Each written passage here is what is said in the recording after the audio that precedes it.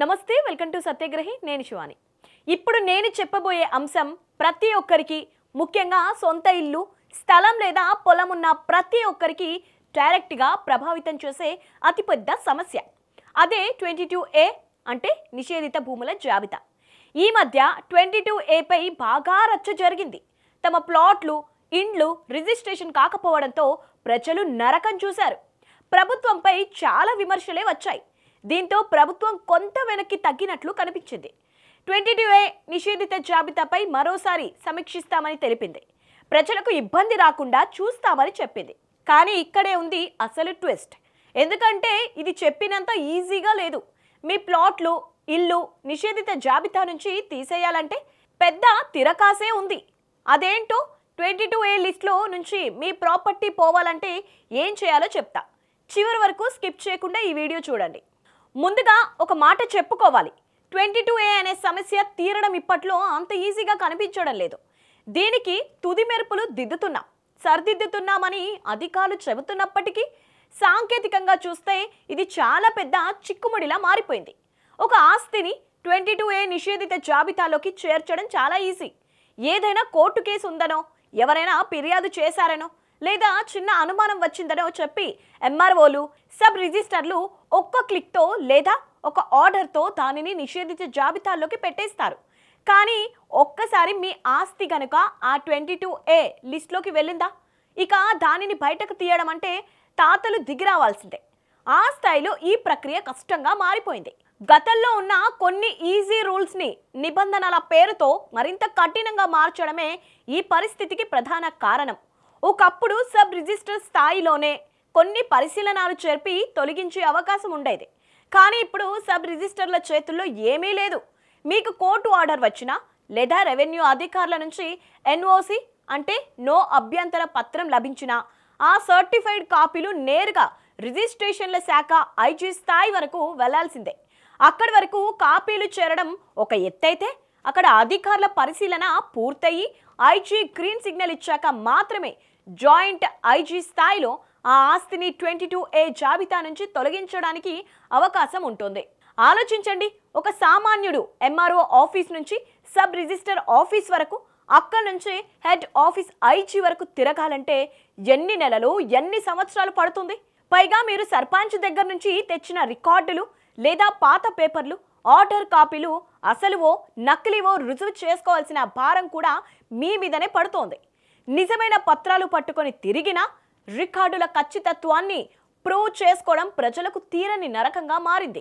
Court కేసులు, ఇతర government ఆర్డర్లు, రెవెన్యూ అధికారులు జారీ చేసిన NOCలు, ORCలు, పట్టాలు వీటన్నిటి పరిశీలన పూర్తయితే తప్ప ఈ సమస్యపై ఒక స్పష్టత రాదు. కానీ ప్రస్తుతానికి మాత్రం ఈ వ్యవహారం అంతా తూతూ మంత్రంగానే కొనసాగుతుందనేది వాస్తవం. మనం ఒక్కసారి గణాంకాల్లోకి వెళ్ళి చూస్తే ఎంత దారుణంగా ఈ పరిస్థితి తయారైందో అర్థమవుతోంది. 2007 నుంచి 2017 మధ్య కాలంలో మన రాష్ట్రంలో ఉన్న మొత్తం భూముల్లో సుమారు 10% మాత్రమే ఈ 22A కేటగిరీ కింద ఉండేవి. అంటే 10 ఏళ్ల పాటు 10%గా ఉన్న ఈ నిషేధిత భూముల పరిధి ఈ రోజు ఏకంగా 40%కి చేరింది. రాష్ట్రంలోని మొత్తం భూమిలో 40% భూముల నిషేధిత జాబితాలోకి వెళ్ళిపోయాయంటే పరిస్థితి ఎంత తీవ్రంగా ఉందో ఊహించండి. అందుకే ప్రభుత్వంపై ఇప్పుడు ప్రజల నుంచి, రియల్ ఎస్టేట్ వర్గాల నుంచి తీవ్ర స్థాయిలో విమర్శలు వస్తున్నాయి. మనం కొద్దిగా వెనక్కి వెళ్తే 2025 డిసెంబర్లో ప్రభుత్వం అనాలోచితంగా ఒక కొత్త 22A జాబితాను రూపొందించింది. ఈ కొత్త జాబితానే అసలు విపత్తుకు కారణమైంది. దశాబ్దాలుగా రైతులు సాగు చేసుకుంటున్న సొంత వ్యవసాయ భూములు, ఔటర్ రింగ్ రోడ్ లోపల అన్ని అనుమతులతో నిర్మించిన అపార్ట్మెంట్లు, సామాన్యులు తమ కష్టార్జితంతో కొనుగోలు చేసిన ఓపెన్ ప్లాట్లు, ఇలాంటి ప్రైవేట్ ఆస్తులను కూడా నిర్దాక్షిణ్యంగా ఈ కొత్త నిషేధిత జాబితాలోకి నెట్టేశారు. ఏమాత్రం ఆలోచించకుండా ఇష్టం వచ్చినట్లు జాబితా రెడీ చేయడంతో ప్రజల నుంచి పెద్ద ఎత్తున నిరసన వ్యక్తమైంది. ఒక్కసారి చరిత్ర చూస్తే 2007 వరకు అసలు ఈ నిషేధిత భూములు అనే అంశంపై పెద్దగా చర్చలే జరిగేవి కావు. అప్పట్లో పరిస్థితి చాలా పరిమితంగా ఉండేది. లెక్కల ప్రకారం చూస్తే అప్పట్లో కేవలం 13,82,000 ఎకరాల ప్రభుత్వ భూములు, 7,21,000 ఎకరాల ప్రభుత్వ ఖాళీ స్థలాలు, 41,74,000 ఎకరాల అటవీ భూములు, దేవాదాయ శాఖ పరిధిలోని 74,128 ఎకరాలు, వక్ఫ్ బోర్డులకు చెందిన 45,564 ఎకరాలు మాత్రమే ఈ నిషేధిత జాబితాలో ఉండేవి. అంటే ప్రభుత్వం అటవీ, దేవాదాయ, వక్ఫ్ రికార్డులలో స్పష్టంగా ఉన్న భూములు మాత్రమే ఉండేవి. కానీ ఆ తర్వాత అంటే ప్రస్తుత కాంగ్రెస్ ప్రభుత్వం వచ్చిన తర్వాత అధికారుల వైఫల్యం వల్లనో, వ్యవస్థల్లోని లోపాల వల్లనో దీని పరిధి అడ్డు అదుపు లేకుండా విస్తరిస్తూ పోయింది. చివరకు సామాన్యుడి ప్లాట్లు, రైతుల పొలాలు కూడా ఇందులో చేరిపోయాయి. దీనివల్ల జరిగిన అతిపెద్ద నష్టం ఏమిటో తెలుసా? రియల్ ఎస్టేట్ రంగం పూర్తిగా కుదేలైపోయింది. కొత్తగా ఈ జాబితాలో చేర్చిన ప్రైవేట్ ఆస్తుల రిజిస్ట్రేషన్ లావాదేవీలు పూర్తిగా నిలిచిపోయాయి. దాంతో రియల్ ఎస్టేట్ రంగానికి కోలుకోలేని దెబ్బ తగిలింది. ఒక పక్క ల్యాండ్ కొన్నవారు రిజిస్ట్రేషన్ కాక, ఇంకో పక్క అమ్మిన వారు డబ్బులు అందక, ప్లాట్లు కొనుగోలు చేసిన సామాన్యులు ఇల్లు కట్టుకోలేక తీవ్ర ఆందోళనలో కూరుకుపోయారు. ప్రజల నుంచి, వ్యాపారుల నుంచి రోజు రోజుకు వెల్లువెత్తుతున్న అభ్యంతరాలు, నిరసనల నేపథ్యంలో ప్రభుత్వం ఒక నిర్ణయానికి వచ్చినట్లు తెలుస్తోంది. ఈ వారంలోనే వివాదాస్పదమైన ఆ కొత్త జాబితాను రద్దు చేసి గతంలో ఉన్న అంటే 2023 డిసెంబర్ నాటి పాత జాబితా ప్రతిపాదికన మాత్రమే రిజిస్ట్రేషన్ లావాదేవీలు జరపాలని ఒక నిర్దిష్టమైన నిర్ణయాన్ని ప్రకటించే అవకాశం ఉందనే సమాచారం వస్తోంది. పాత రికార్డుల ప్రకారమే ముందుకు వెళ్లడం ద్వారా ప్రస్తుతం తలెత్తిన అనేక వివాదాలు తక్షణమే సమసిపోతాయని అధికారులు నమ్ముతున్నారు. ప్రభుత్వం కూడా ఈ నిర్ణయం ద్వారా ప్రస్తుతానికి ఈ పెద్ద వివాదం నుంచి బయటపడొచ్చని భావిస్తోంది. అయితే ఇక్కడే ఇంకో కొత్త వివాదం తలెత్తుతోంది. తాజాగా కలెక్టర్లు చేస్తున్న పునఃసమీక్షలో అనేక సాంకేతిక ఇబ్బందులు ఎదురవుతున్నాయి. ఇందుకు ప్రధాన కారణం ఏమిటంటే పాత ఆర్డర్లు, గతంలో కోర్టులు ఇచ్చిన తీర్పులు, ఆ తీర్పుల కాపీలు అసలైనవా లేక నకిలీవా అనే అంశంలో కలెక్టర్లకు, అధికారులకున్న అనుమానాలు తీర్చే సరైన వ్యవస్థ అందుబాటులో లేకపోవడం పెద్ద గందరగోళానికి దారితీస్తోంది.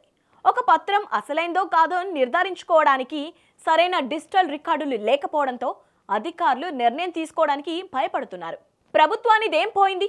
మంత్రి పొంగిలేటి అయితే సింపుల్గా ఇది అధికారుల తప్పిదం వల్లే జరిగిందని ఒక ప్రకటన ఇచ్చి చేతులు దులుపుకున్నారు. కానీ దీనివల్ల నరకం చూసిన బాధితుల పరిస్థితి ఏమిటి? ఇప్పుడు తమ ఆస్తి తమదే అని నిరూపించుకోవడానికి పడుతున్న కష్టాలను తీర్చేది ఎవరు? అసలు ఈ 22A వ్యవహారం ఎలా బయటపడిందో తెలుసా? ఇటీవల కాలంలో భూముల రిజిస్ట్రేషన్ల ప్రక్రియను ప్రక్షాళన చేస్తున్న క్రమంలో పెద్ద ఎత్తున ప్రైవేట్ ఆస్తులకు రిజిస్ట్రేషన్లు నిరాకరించడంతో ఈ ఘోరం బయటపడింది. ఆలోచించండి, ఒక సామాన్యుడు కష్టపడి ఆస్తి కొనుక్కోవడానికి వెళ్తాడు. ప్రభుత్వం వద్ద స్టాంపు డ్యూటీ, పన్నులు అన్నీ కడతాడు. తీరా చలానా కట్టి పన్నులు వసూలు చేసిన తర్వాత రిజిస్ట్రేషన్ టేబుల్ దగ్గరకు వెళ్ళేసరికి అయ్యో ఈ భూమి 22A నిషేధిత జాబితాలో ఉంది, రిజిస్ట్రేషన్ చేయలేమని సబ్ రిజిస్టర్ చెబితే పరిస్థితి ఎలా ఉంటుంది? అప్పటి వరకు పడిన కష్టం, కట్టిన డబ్బులు ఇవన్నీ ఎవరు వెనక్కి తెచ్చిస్తారు? అందుకే ప్రజల్లో ఒక్కసారిగా తీవ్ర ఆందోళన, ఆగ్రహం మొదలయ్యాయి. తమ సొంత డబ్బులు పెట్టి ప్రభుత్వం ఆమోదించిన స్థలాలకు పన్నులు కట్టినా రిజిస్ట్రేషన్ కాకపోవడంతో ప్రజల ఆగ్రహం కట్టలు తెంచుకుంది. సో మొత్తానికి చూస్తే 22A సమస్య అనేది కేవలం ఒక చట్టపరమైన సమస్య మాత్రమే కాదు. ప్రభుత్వ అనాలోచిత నిర్ణయం, అధికారుల నిర్లక్ష్యం, రికార్డులు ఆన్లైన్లలో చేయడంలో జరిగిన పొరపాట్లు ఇవన్నీ కారణమే. ప్రభుత్వం ఇప్పుడు 2023 డిసెంబర్ నాటి పాత జాబితాను అమలు చేసి ప్రస్తుతానికి ఊరట కలిగించాలని చూస్తున్నప్పటికీ అసలు సమస్యకు ఇది శాశ్వత పరిష్కారం అవుతోందా అన్నది డౌటే. పాత రికార్డుల స్కాన్, కోర్టు ఉత్తర్వుల పరిశీలన, ఆన్లైన్ డేటా క్లీనింగ్ పూర్తి కానంత వరకు ఈ 22A భయం సామాన్యుణ్ణి వెంటాడుతూనే ఉంటుంది. మీలో ఎవరైనా ఈ 22A వల్ల ఇబ్బంది పడుతున్నారా? మీ ప్లాట్ లేదా పొలం కూడా ఇలాగే ఆగిపోయిందా? దీనిపై మీ అభిప్రాయాన్ని కామెంట్ బాక్స్లో ఖచ్చితంగా తెలియజేయండి. ఈ వీడియో నచ్చినట్టయితే లైక్ చేయండి, షేర్ చేయండి. ఇలాంటి పొలిటికల్ అప్డేట్స్ కోసం మా సత్యాగ్రహి ఛానల్ ఇప్పుడే సబ్స్క్రైబ్ చేసుకోండి.